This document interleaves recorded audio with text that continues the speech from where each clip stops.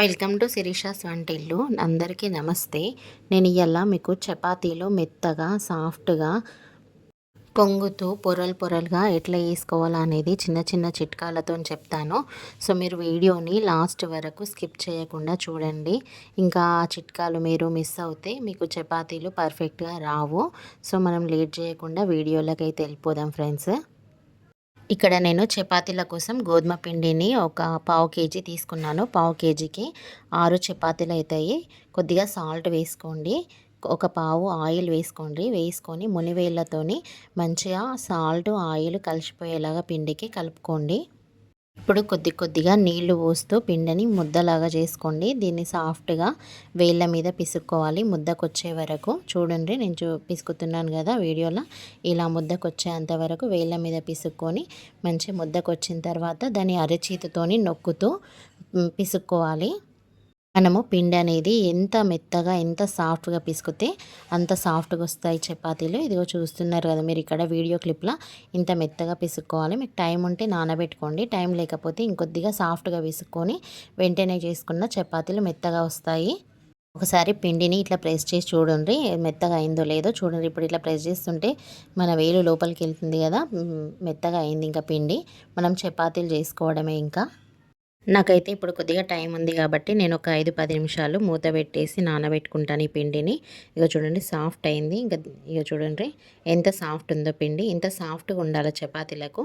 ఇప్పుడు ఒక 10 నిమిషాలు నానబెట్టుకుంటాను నేను ఈ పిండిని. 10 నిమిషాల తర్వాత మూత తీసి చేతులకు ఆయిల్ని అప్లై చేసుకుంటూ చిన్న చిన్న ముద్దలు చేసుకోవాలి చపాతీల కోసం. అట్లనే పిండికి కూడా ఆయిల్ అంతా రుద్దుకుంటే పిండి మన చేతులకు అంటుకోకుండా మంచిగా సాఫ్ట్గా వస్తాయి చపాతీలు. ఇట్లా ఆయిల్ పెట్టి కూడా ఒకసారి పిసకండి. పిసికిన తర్వాత ఒక్కొక్క ముద్ద తీసుకొని చేతులకి కొద్ది పిండి తీసుకొని ఒక్కొక్క ముద్ద చేసుకోండి. మీ దగ్గర ఉన్న పిండినంతా ఇట్లా మంచిగా దాన్ని రుద్దుతూ ముద్ద చేసుకుంటే సాఫ్ట్గా ఇట్లా పగలకుండా నీట్గా రావాలి ముద్దలు పగిలితే చపాతీలు అనేది సాఫ్ట్గా రావు. ముద్దలు ఎంత నీట్గా వేసుకుంటే చపాతీలు కూడా అంత నీట్గా వస్తాయి. మీ దగ్గర ఉన్న పిండి అంతా ముద్దలు చేసుకోండి ఇట్లా. ఇప్పుడు ఒక బౌల్లోకి పొడిపిండి, ఒక బౌల్లోకి ఆయిల్ తీసుకొని మీకు ప్లాట్ఫామ్ మీద అలవాటు ఉంటే ప్లాట్ఫామ్ మీద వేసుకోండి. పీట అలవాటు ఉంటే పీట పైన అయినా వేసుకోండి. నేనైతే ఇట్లా ప్లాట్ఫామ్ మీద వేసుకుంటున్నా. ఇగోండి ఇట్లా ఫస్ట్ ముద్దకి ఆయిల్ పెట్టుకొని ఇట్లా కోలతోని తింపుకుంటూ రౌండ్గా దింపుకుంటూ చేసుకోండి. ఇట్లా రౌండ్గా తిప్పుతూ కోలతోని చేసుకోవాలి. ఇప్పుడు పూరి సైజ్ అయిన తర్వాత ఫస్ట్ ఆయిల్ పెట్టుకొని ఆయిల్ మీదకి వెళ్ళి పొడిపిండి వేసి ఇక్కడ నేను చూపిస్తున్నట్టుగా మలుపుకోండి. ఇప్పుడు ఇట్లా మలిపాను కదా, మళ్ళీ ఇక్కడ ఆయిల్ పెట్టి మళ్ళా పొడిపిండి జల్లి మళ్ళీ ఒకసారి మలుపుకోండి. ట్రయాంగిల్ షేప్లా త్రిభుజం షేప్లా ఇట్లా మలుపుకోవాలి. అయితే చపాతీలు మడత రొట్టెల్లాగా సాఫ్ట్గా వస్తాయి, పొరలు పొరలుగా కూడా వస్తాయి. ఇప్పుడు ముద్దల్ని పొడిపిండిలో అద్దుకుంటూ మళ్ళీ మనం ప్లాట్ఫామ్ మీద పెట్టుకొని రౌండ్గా తింపుకుంటా వేసుకోవాలి. చూడండి నేను ఇక్కడ చూపిస్తున్నా కదా, ఫస్ట్ పొడిపిండిలో పెట్టుకున్నాను. అయితే పొడిపిండి ఇలా పెట్టుకోవడం వల్ల మనకు బండకు కానీ పీటకు కానీ పిండి అతుక్కోకుండా మనకు ఈజీగా వస్తుంది చపాతీలను. ఇట్లా తింపుకుంటా రౌండ్గా వేసుకోండి. మధ్యలో బాగా తలవకపోయినా అంచులకైతే బాగా దాల్చుకొని సన్నంగా చేసుకోండి చపాతీలు. ఎంత సన్నంగా చేసుకుంటే అంత మంచిగా వస్తాయి. మందంగా చేసుకోకుంటే తినబుద్ధి కాదు కూడా. అట్లా మందంగా వేస్తే అంచులకే దాల్చుండ్రి. ఇట్లా నేను చూపిస్తున్నా కదా, అంచులకు దాల్చుకుంటే మీకు చపాతీ కూడా రౌండ్గా వస్తుంది.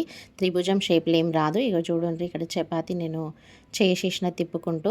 మీరు కూడా ఇట్లనే ట్రై చేయండి. ట్రై చేసి చపాతీ అయితే రెడీ అయిపోయింది. ఇప్పుడు ఒక పెంక పెట్టుకొని కాల్చుకుందాము. పెంక అయితే గరం అయింది. నేను చపాతీ వేసుకున్నా.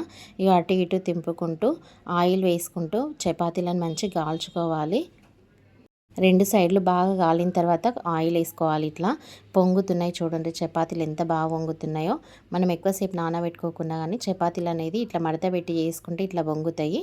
ఇదిగో చూడండి అటు ఇటు మంచిగా ఇట్లా ఒత్తుకుంటూగా కాలుస్తే చపాతీ అనేది బాగా పొంగుతుంది. ఇట్లా ఒత్తాలి. చపాతీ మీద ఆయిల్ వేసినాక ఒకసారి ఒత్తిరనుకోండి చపాతీ మంచిగా వస్తుంది. ఇక చూడండి పొరలు కూడా చూపిస్తాను నేను మీకు. ఇక వేడిగా ఉంది చపాతీ అయితే. ఇక చూడండి పొరలు ఎట్లా వెళ్తున్నాయో. ఇంకా చల్లగైనాక ఇంకా బాగా వెళ్తాయి. మీరు కూడా ఇలా చేసి ఎట్లొచ్చిందో కామెంట్ చేయండి ఫ్రెండ్స్.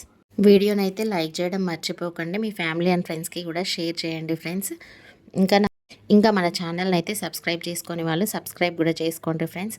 ఇంకా చపాతీలు అనేది ఇంతే, టోటల్ ఇదే ప్రాసెస్. మీరు కూడా ఒకసారి ట్రై చేసి ఎలా వచ్చిందో కామెంట్ చేయండి friends. Thanks for watching my